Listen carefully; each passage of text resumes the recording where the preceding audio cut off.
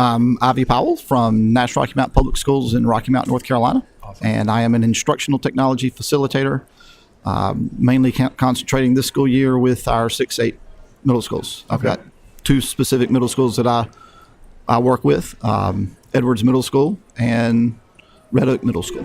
Cool. Awesome. And so what are you doing at FETC?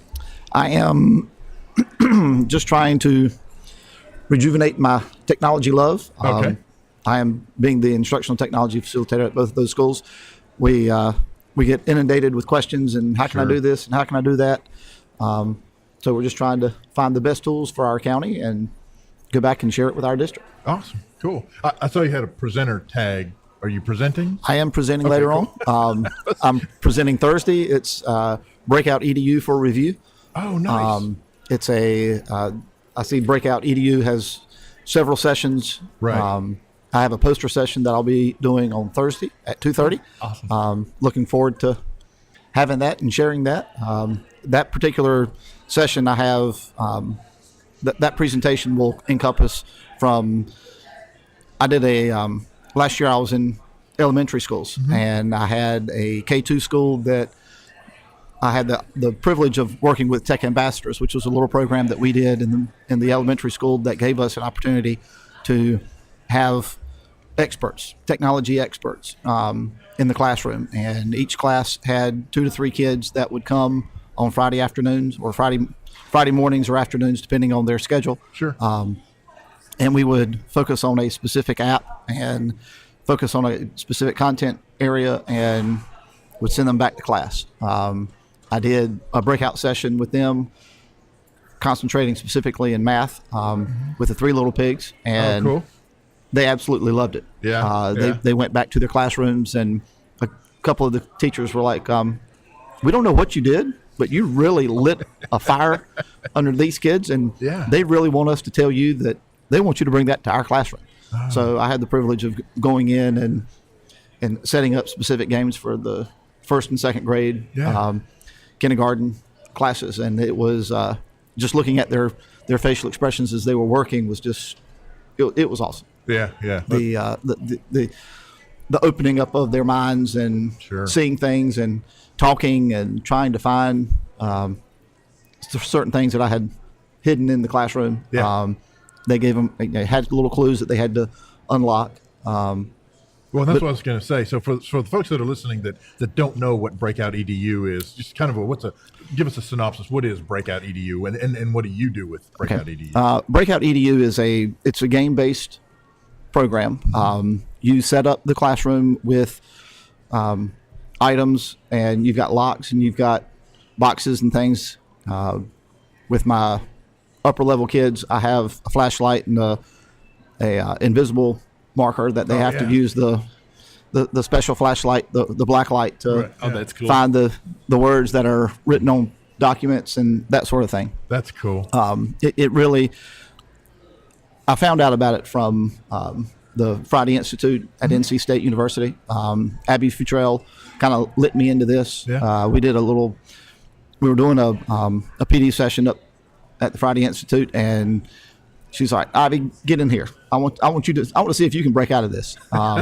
So our National Rocky Mount group went in, and it's a breakout game. You are trying to, the classroom or the room that you're in is locked, and you have a certain amount of time to locate the things to unlock the master box. And you've got clues hidden around, and it really engages the students. The creativity on their end, the connections that they have to make to kind of get their way out. Is really interesting. With my 8th grade group, the school was locked down. We did this right before Christmas, and the Christmas cheer was boxed up, and we had to somehow release the Christmas cheer. So we had just finished linear functions. So I created ordered pairs that they had to find the slope and the y-intercept and had to graph the lines on the plane, and where the 4 lines, each person in the group had a specific line that they had to graph. And as they graphed that line, they had to find out where that classroom was on the scale. And they had to impose their graph over the school inlay, and yes. they had to make sure that their lines met up with my lines, because if they didn't and they didn't use the right scale on their lines, on their coordinate plane, they couldn't find the room, or they went to a different room. Right. At Red Oak, we had the room that I was working in was upstairs, so we were looking at a 2-story room. Whoa. So we have also the ability to add that third dimension of, okay, well, you're not on the second floor, maybe it's on a different floor. Right, so right. The kids, again, the engagement, and the kids came back afterwards and they were like, man, this is the most fun I've ever had in math class. So at least one day out of the school year, I was able to excite them about mathematics. Yeah. Exactly. But that really gets them thinking about, okay, this is cool. I'm going to build this on my own. Because a lot of kids will go, hey, let's do this. This is fun. It's like playing, well, in the old days, Quake. I'm going to make my own Quake map, Right. And now they go, hey, let's make our own. Let's use, the Walmart, and we'll put whatever, anywhere, the park, the local park, and we'll build our own. That's really smart. That's really a great way to get the kids excited. And I bet it really helps your teachers out, really help think outside the box. Absolutely. And with my first graders, Miss Gooseby kind of says, all right, Powell, I've got these 5 things that I want my kids to know.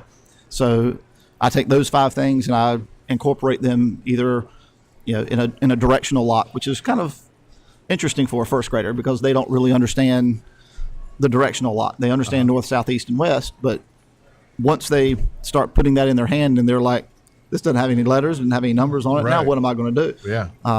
So it gives them the ability to kind of go, okay, well, I've got something different here. So now what am I going to do? How am I going to figure this out? Yeah. It's really interesting. Yeah. It really impacts their learning. And those first graders that we had last year were just bouncing off the wall and looking forward to having some breakout sessions with their second grade teachers. Yeah. It's really interesting. So cool. Lou Zuli was here just a bit ago, and we're talking about, these kids aren't afraid to fail anymore. We're teaching them not to fail, and that's one of the, hey, that's okay. I'll just start over. That was wrong. Let me just reset. It's a game. Absolutely. And that makes it all really, when you talk about those kids getting that directional lock in their hand, that's okay. I'll just reset and start over and make it fun. I love seeing what's happening in the classrooms out there. Yeah. Well, and I think it's also important, one of the things that you incorporated is the fact that they're taking the concepts that they were learning in math, and it wasn't just you're going to learn how points fall on a plane. Right. They actually had to apply that to their real world scenario, in that this has to overlay on top of another another map or a floor plan. And I think it was key what you said.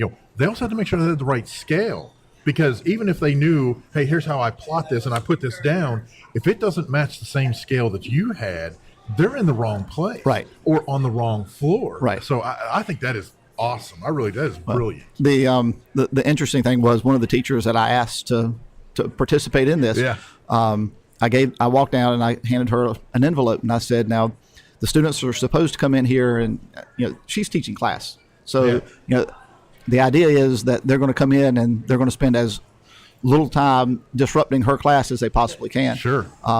Well, she had a class that she was teaching and she wanted to have a little fun. So the kids went down there and she's like, you're interrupting my class for what? An envelope? You mean, what? Where? Who's doing this? And, the kids were like, and, their face is turning beet red, and I'm at the end of the hall, just I'm about to bust my gut laughing because I can hear what's going on. And finally they finally said, well, we're playing this game with Mr. Powell, and it's called Breakout, and we're supposed to come down here and ask nicely. She said, well, you haven't said anything. You're just standing here. So they finally asked the right question, and she said, okay, here it is. And she was like, wow, she just really roasted us. It was really neat. That is great. And it's great when the teachers get behind that. Yeah. The beauty part was we did that in December, and this science teacher has now come in and said, all right, Powell, you got to come down here and you got to do that with my kids. Yeah, you interrupted my class, so now let my class do this. That's right. That is so cool. Oh, what fun. So will you be sharing this in your session here? Yes, sir. Awesome. Yes, sir. Yeah, I think everyone will be real excited. That's some great stuff. That's that exact hands-on thing that gets our teachers, really learning how to integrate it into the classroom. Absolutely. And it's great to hear you doing that. Well, thank you. Yeah, Thank you. very, very impressive. And I think it's important that you learned it as a part of PD. Right. So it's the same thing that we could be doing, those of us who offer PD. why not have Breakout EDU at the PD level, at the Right. teacher level? Let them see, let the teachers experience what's it like to take all the stuff you have rattling around in your brain. And if you don't have it in your brain, you're working together collaboratively. How do we work together Absolutely. to get this stuff out of our brains and figure out how do we break out of the room? How do we solve these puzzles? Right. And see, the one of the things that we're looking at in our district is trying to get, remind our kids that it's okay to fail. Yeah. It's okay. You're not going to be able to do everything crystal clear. Everything's not going to be straight A's. You're not going to make hundreds in everything you do. Yeah. And having the kids collaborate and have that conversation in the classroom Yes. is very powerful.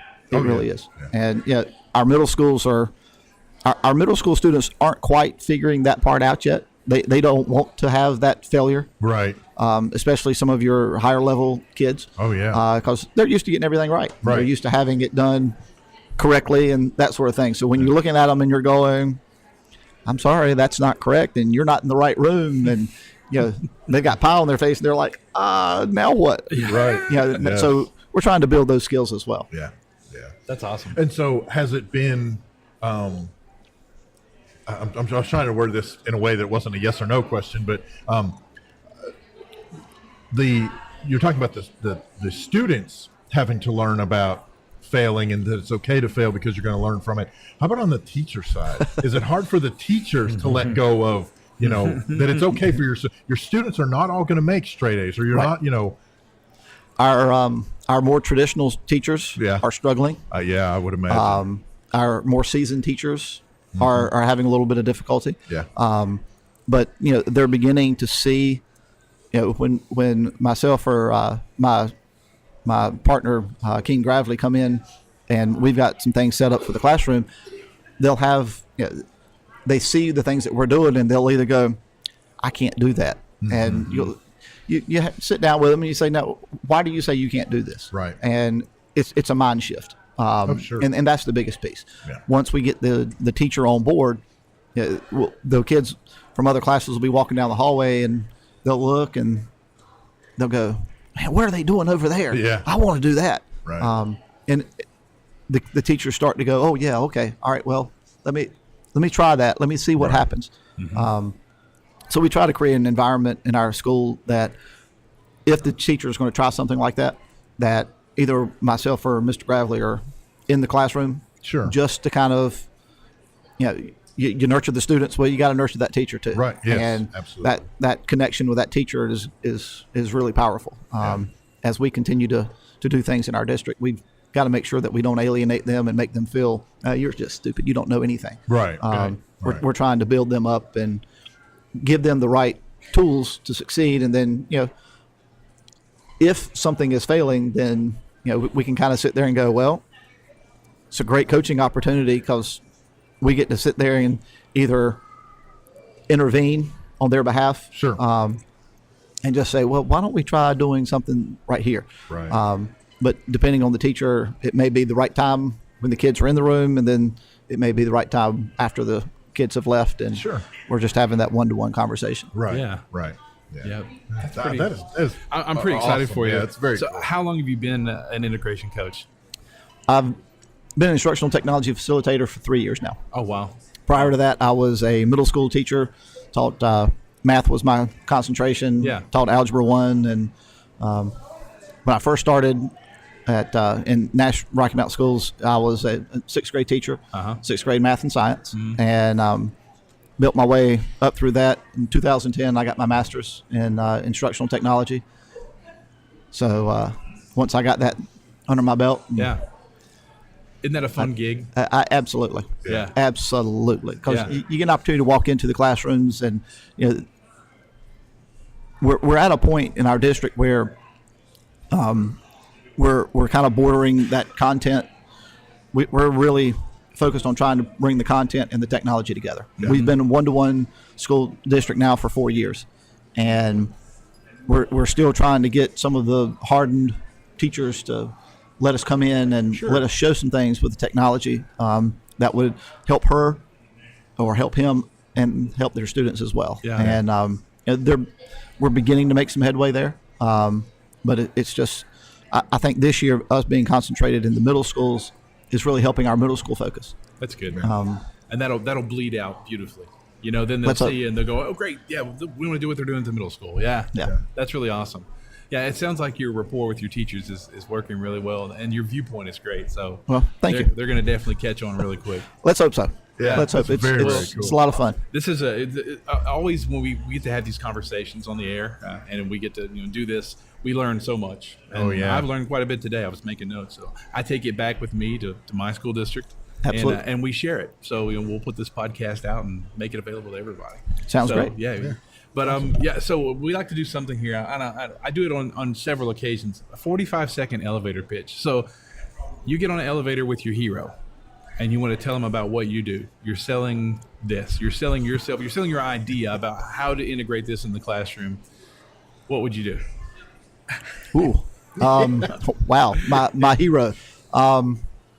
Let's see. Probably and is this a fictional hero or is this whoever? You walk on the elevator, this person's here, and they're like, "Hey, who are you? What do you do?" And you go, and you have to say after you pick your mom, after I pick me up, exactly. After I pick myself up, and and you go, "Wait, sign this first." Absolutely. I would start telling them that I am I'm hopefully breaking new ground in education, trying to facilitate the learning as best as I can. Math is my love and my focus, but being a former math teacher and now integrating technology throughout our county, you see the importance of both the paper pencil and the technology, and you understand that love of learning. And it's risk taking and it's a challenge, and every day you wake up, you love what you do because the kids that you're interacting with are new to it and open for opportunities. That's awesome. A great soundbite. That's awesome. And that's what we were looking for. So if folks want to get in touch with you. You have Twitter? I have a Twitter, Coach, at Coach Ivey Powell is my Twitter. Okay. My email address is irpowell@nrms.k12.nc.us.